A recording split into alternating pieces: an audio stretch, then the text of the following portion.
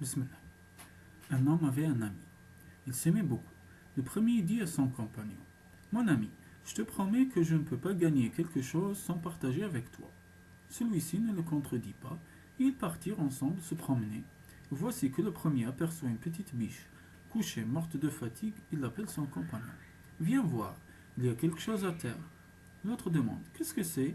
Il répond que c'est un animal qui est blessé, puis il ajoute: Attention, il est très dangereux. Ils la laissèrent là et entrèrent à la maison. Le premier laisse son ami et il court en brousse chercher la biche. Il la trouve, la ramasse et la porte sur ses épaules.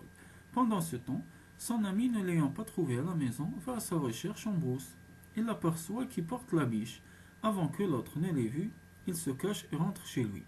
Quand l'autre arrive à la maison, il fait préparer la biche par sa femme et la mange entièrement avec ceux de sa maison.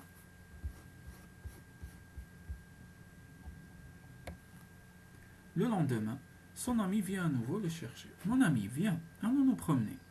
Soudain, en brousse, près d'un buisson, il aperçoit un calao. Le premier se cache, puis étend la jambe, et voici que le calao monte sur sa jambe. Il l'attrape, le tue et le pose à terre. Le second arrive et dit: Je vais voir ce que c'est. Mais le premier s'écrie: Malheureux, n'y touche pas, ce genre d'oiseau tue les hommes. Ils laissèrent donc le calao à terre, près du buisson, et rentrèrent chacun chez soi. Mais bientôt notre homme fit comme la première fois, il partit seul, en cachette, ramasser sa proie. Et bientôt, il la mange avec les siens, sans rien porter à son compagnon. Quelques jours plus tard, il va à nouveau chercher son compagnon pour une nouvelle sortie en brousse. Ils marchèrent un moment, puis ils aperçurent un boa. Notre homme s'assoit et étend une jambe, espérant renouveler son exploit, comme avec le calao. Mais cette fois, son affaire tourne mal. Le boa lui avale la jambe, et bientôt il arrive à sa poitrine. Maintenant, il comprend qu'il ne peut pas échapper seul, et il appelle son ami à son secours. Mon ami, viens vite me secourir, il y a un animal qui veut me tuer. Son ami accourt et voit le boa qui est en train d'avaler son compagnon et de le traîner vers le marigot, et l'autre qui crie de tout son être, pendant que le serpent le traîne.